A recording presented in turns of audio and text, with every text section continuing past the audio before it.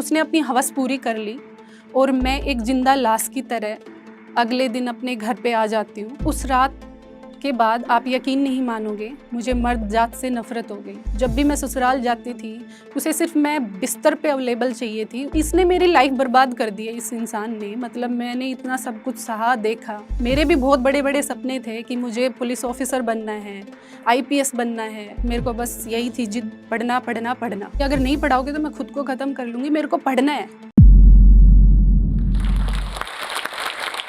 जब मैं 12 साल की थी, साल 2007 की बात है, मुझे कुछ महिलाओं द्वारा एक कमरे में ले जाया गया।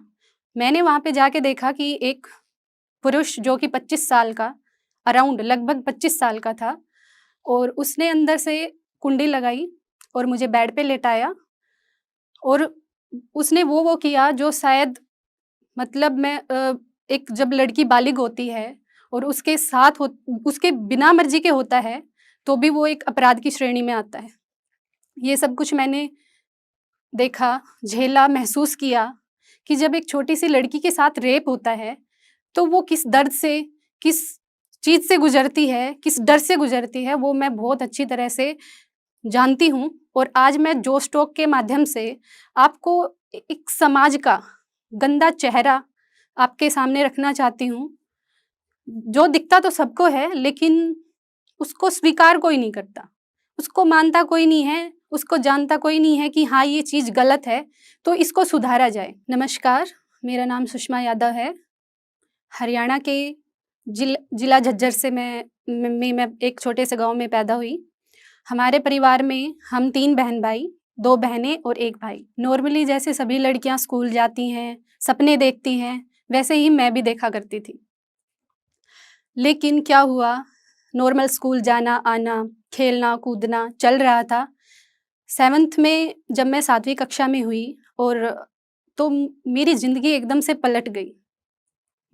मुझे समझ में नहीं आ रहा था क्या हो रहा था। मैं एक दिन स्कूल से आती हूँ तो मुझे पता लगता है कि तो तुम्हारी सगाई हो गई है और तुम्हें देखने के लिए आएँगे। उस टाइम पे मुझे लगा कि मैं जब गुड्डे-गुड़ियों का खेल खेलती थी, गुड्डे-गुड़ियों को की शादी कराती थी, और मेरी शादी हो रही है इतनी सी उम्र में।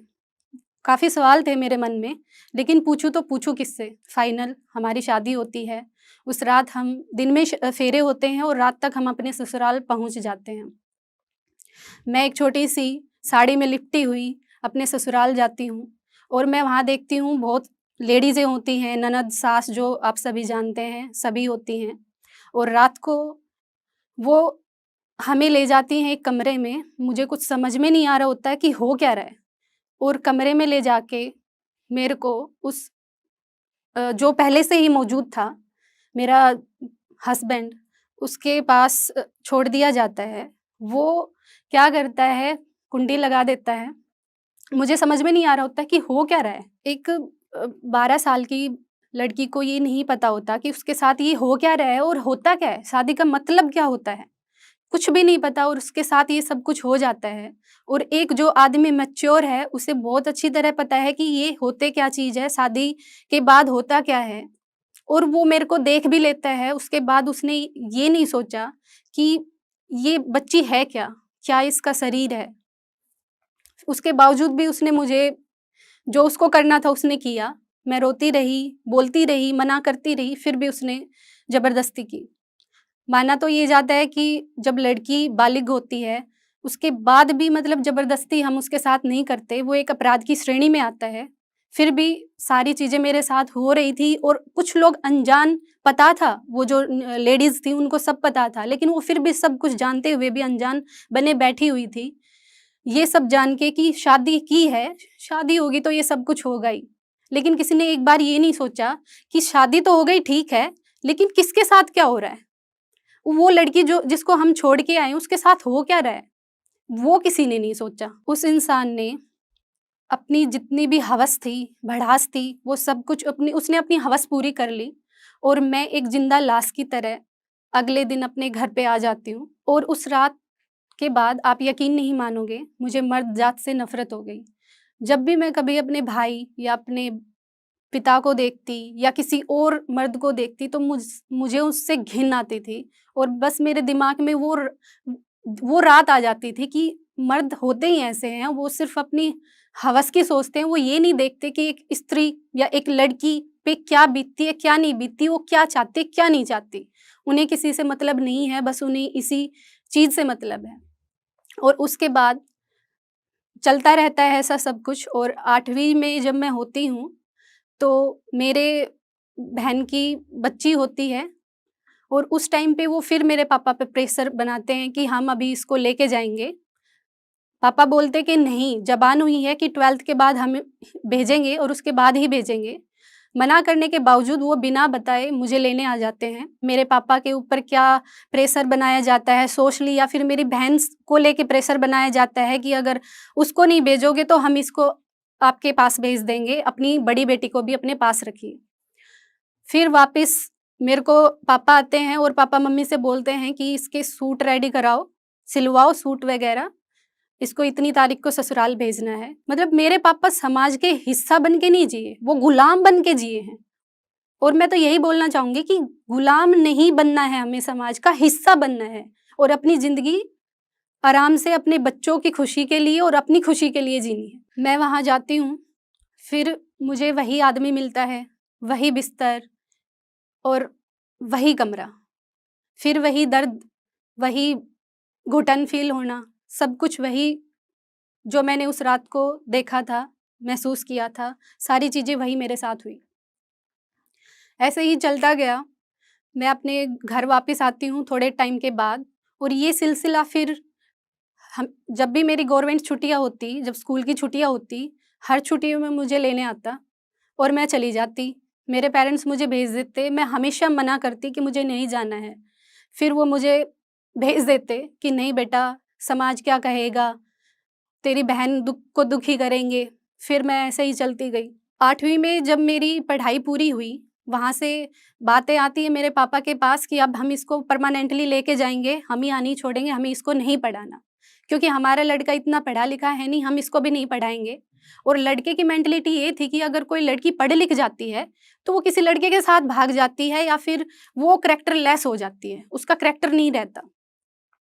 लेकिन मैं अपनी चीज़ों पे अड़ी रही कि मुझे पढ़ना है, लेकिन पापा फिर से वही समाज का उठा के लेके आए सारी चीज़ें और उन्होंने मुझे ये कहते हुए भेज दिया कि बेटा जा, अगर तेरे को पढ़ाए तो तू पढ़ लेना, नहीं पढ़ाए तो उससे बोलना जो चीज़ तुझे चाहिए है ना, सूट नए चाहिए, खाने को चाहिए, कुछ भी चाहिए उसको बोलना चाहिए, वो टोकरी डाल के खिलाए। मेरे भी बहुत बड़े-बड़े सपने थे कि मुझे पुलिस ऑफ़िसर बनना है, आईपीएस बनना है और मैं अपनी पढ़ाई को कैसे छोड़ सकती थी। मैं वहाँ जाती हूँ और मुझे लगता है कि हाथ-पैर मारती हूँ, मुझे लगता है कि नहीं होगा, ये मेरे को नहीं पढ़ाएँगे, बिल्कुल नहीं पढ़ाएँगे। आज शायद मैं जोश टॉक के मंच के माध्यम से आज पहली बार ये बात बता रही हूँ। शायद मेरे पेरेंट्स भी आज ये बात जानेंगे कि मैंने उससे ये बोला कि अगर आप मेरे को नहीं पढ़ाओगे तो मैं खुद को ख़त्म कर लूँगी। तो मैंने उससे 2-3 बार बोला कि अगर नहीं पढ़ाओगे तो मैं खुद को ख़त्म कर लूँगी, मेरे को पढ़ना है। तो वो बात उसने पता नहीं अपने भाइयों से किससे बताई कि ये ऐसे-ऐसे बोल रही है, अगर नहीं पढ़ेगी तो मर मर जाएगी और मैं सीरियस थी। मेरा जो डिप्रेशन लेवल है वो काफ़ी डिप्रेस थी और मेरे को बस यही थी जिद, पढ़ना, पढ़ना, पढ़ना। उसके बाद मेरे को भेज दिया गया। मेरे लिए वो बहुत खुशी का पल था, मैं आपको बता नहीं सकती उस टाइम पे मैं कितनी खुश हुई थी। और मैंने शायद झूठ भी बोला कि मम्मी से कि नहीं, मैंने नहीं बोला ये सारी चीज़ें। उन्होंने खुद ही बोला है कि जाओ तुम पढ़ लो। छोटी-सी थी ना, समझ में नहीं था क्या है, क्या नहीं है। जो मुझे ये था कि मैं कैसे पढ़ सकती हूँ, बस मेरे दिमाग में यही था और मैं पढ़ी। फिर चलता रहा सिलसिला ऐसे ही, मैं जाती थी छुट्टियों में। वो उसने मेरे से एक बात बोली थी कि अगर तू ठीक है, तू बोल रही है ना पढ़ने के लिए, जा। लेकिन तेरे को ऐसा करूँगा कि तू फ़ेल होएगी और तेरे घर के ये कह के भेजेंगे जा फ़ेल हो गई, अब तू अपने ससुराल में जा, अपना चूल्हा चाका कर, अपना गृहस्थी बसा। लेकिन मैंने भी ठान लिया था कि पढ़ना है और मैंने फिर पढ़ाई की और अपनी क्लास में हमेशा फर्स्ट सेकंड पोजीशन में, जैसे 7th से लेके 12th तक मैंने अपनी क्लास में हमेशा अच्छा परफॉर्मेंस रहा। 8th में मेरी मेरिट आई और 12th में कॉमर्स टॉपर रही हूँ अपनी स्कूल की। ऐसे सिलसिला जारी चलता रहा। जब मैं ससुराल जाती हूँ तो मैं देखती हूँ वो मुझे कुछ घोल के पिला रहा था और मैं वापस अपने घर पे आ जाती हूँ और मैं डिसीज़न लेती हूँ कि अब मैं नहीं जाऊँगी। मेरे पेरेंट्स भी इस चीज़ के लिए एग्री होते हैं कि ठीक है अब नहीं भेजेंगे। फिर काफ़ी टाइम हो जाता है ऐसे ही बातें चलते हुए।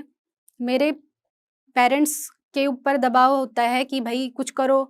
पापा मतलब एक डिसीज़न नहीं ले पाए कि मैं अपनी बच्ची को इस रिश्ते से निकाल दूँ। बात वहीं की वहीं अटकी छोड़ रखी है। ऐसे करने से तो मेरा उससे कुछ वास्ता अलग तो नहीं हुई ना मैं, यहाँ रहने से अलग तो नहीं हुई। मुझे बस ये था कि कुछ हो, लेकिन एक मन में एक चीज़ भी था कि मैं इसने मेरी लाइफ़ बर्बाद कर दी है इस इंसान ने, मतलब मैंने इतना सब कुछ सहा, देखा, अब इसको मैं भी नहीं छोड़ूँगी। और मैं कॉम्पिटिशन की तैयारी कर ही रही होती हूँ, तब देखती हूँ कि डिवोर्स लेटर आता है और उनका तो मकसद ये था कि इसको फिर से इनको इसकी फैमिली को और इसको मेंटली प्रेशर दिया जाए इनको दोबारा से ताकि ये आ जाए, वापस इसको भेज दें परमानेंटली कुछ भी करके।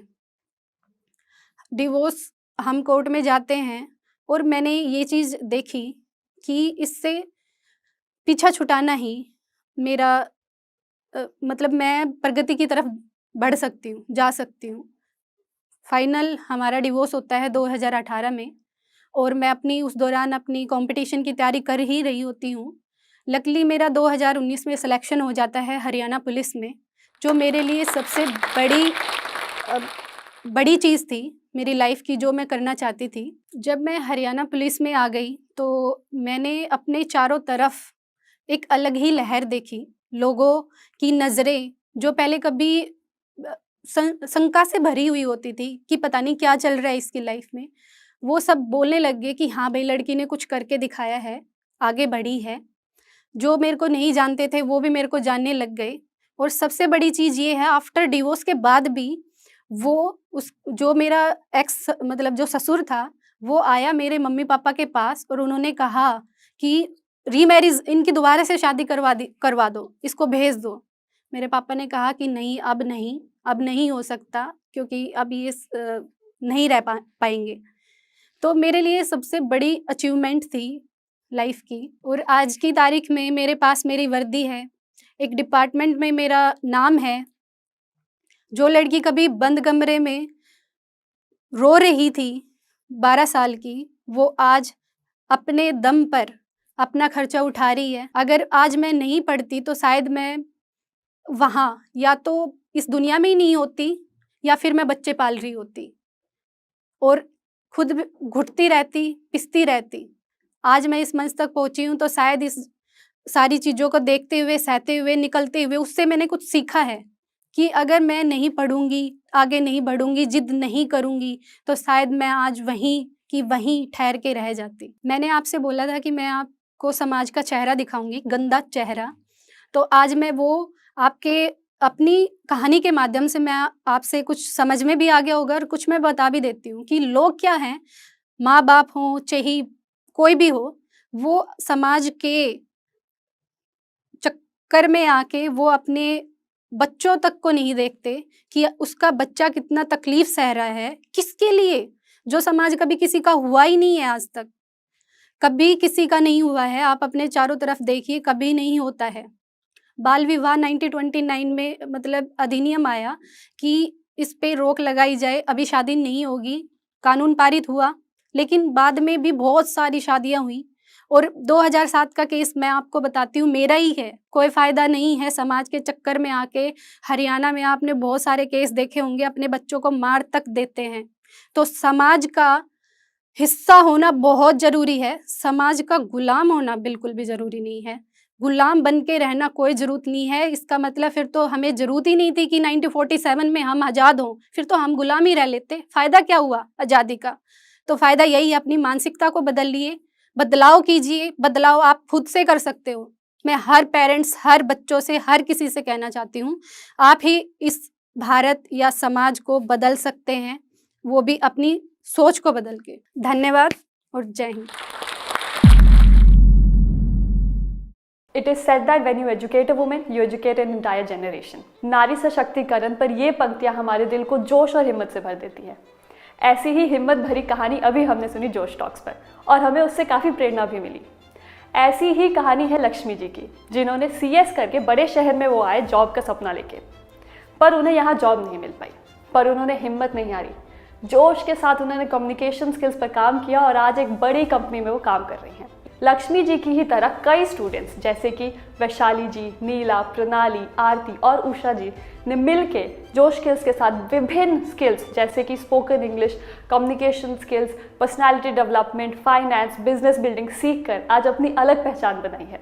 आज ही अपने जैसे लाखों स्टूडेंट के साथ भारत के number 1 spoken English learning app जोश स्किल्स ऐप के साथ अपनी इंग्लिश लर्निंग जर्नी शुरू करें।